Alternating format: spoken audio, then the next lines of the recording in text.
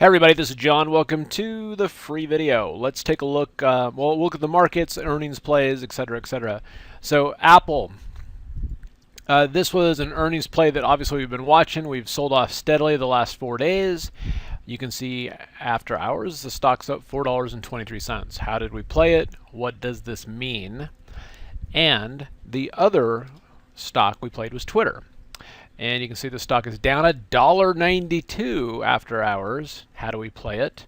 What does it mean? And then finally, we can see that the NASDAQ had some shenanigans going on today, which you really can't tell from this chart. You can see it's up 32 points. It was up 10 points, and then the Apple earnings came out, and then it shot up another 20.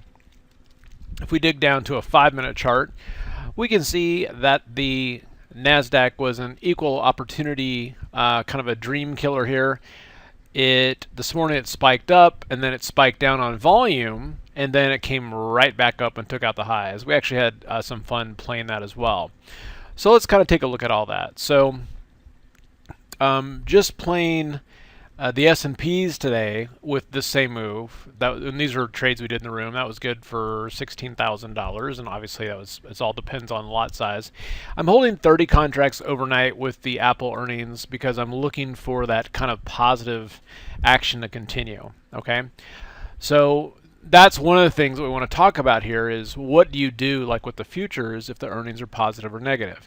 Now for Apple, well, let's look at Twitter first, then we'll look at Apple. So for Twitter, I've got a specific formula for a stock like Twitter, and the only play that I saw on Twitter that I liked was to short the calls. Okay, that's a bearish play, meaning that if the stock goes sideways to down, you make money on this. So at this point, if we open up down here, we sold the $18 call for $1.16. We bought the $21 call for protection in case, it announced after hours that Google was buying it. For 95 cents, that's $950 on this. At this point, if we open up down here, then that $950 on a 10 lot is ours to keep. So my plan on that is that this call should be worth a nickel in the morning, i.e. worthless. We buy it back, we take off all of our risk. And that's the plan for Twitter. Now Apple's a little different. On Apple, I was actually expecting something a little bit quieter. And so what I did on this was an iron fly. And you can see right here that I sold the 96.5 call, sold the 96.5 put, and then bought the $100 call as protection, okay, and then bought the $93 as protection. This is a $3.50 wide spread, sold it for $2.65. So that means our max risk on this is actually pretty small. It's only 85 cents or $850 on a 10 lot. So we don't have too much at risk here, but what I've found is that when a stock goes beyond the expected move, okay, and you can see here that the expected move is $3.50. We closed at 96.67. We're up here. So we're actually up about over $4. So we're actually up over 1.5 times the expected move. In that case, I expect it to continue. So a couple things that I do in this situation, and did this, and I'm going to do this during the earnings class as well. But in this specific situation, I bought 1,000 shares of stock after hours at $100.92 to hedge my short call. Okay, to hedge my call credit spread. Now, when I'm doing it at $100.92, obviously it's not a perfect hedge because it's a little after the fact and it's already at a max loss. So then I bought another 1,000 shares there to kind of turn it into a positive. And at this point, it would offset it, assuming it continues to go higher. But then in the morning, what I'll do is buy back the short call. I'll be with you guys in the morning and show you how to do that and how to time it and everything like that if it looks good. So far so good on that. And then the other thing too is that once this happens, there's a specific thing you can do in the NASDAQ futures. And because Apple is such a big component of the NASDAQ futures, we bought 20 contracts at 46.8275 with the plan to hold them overnight. Target is 74.50. Okay, so we're just looking for that now. Okay, and then we already looked at Twitter, so that's easy. And then if you look here at Apple after hours, you can see that it is continuing to run higher. And this is something where I expect that this is unexpected. A lot of bearish sentiment around Apple. So I'm continuing to see this grind higher after hours. And of course, just the opposite is true for Twitter. And in terms of our earnings play, Twitter is acting perfect. And then just going through and looking at other stocks after hours, we can see that Facebook is up after hours. Google trading higher after hours. Amazon trading a little higher after hours. So we're seeing a general kind of a lift, and should see some action tomorrow to the upside. Plus we got the FOMC statement, so won't be dull. And you can see now, I mean, I just paused this for just a minute, and you can see now that the Apple has broken out. So now we are up 90. We're almost up 2 times the expected move. So this is going to be off the charts impact on the stock tomorrow. So that'll be a lot of fun. And this is really what earnings plays are all about.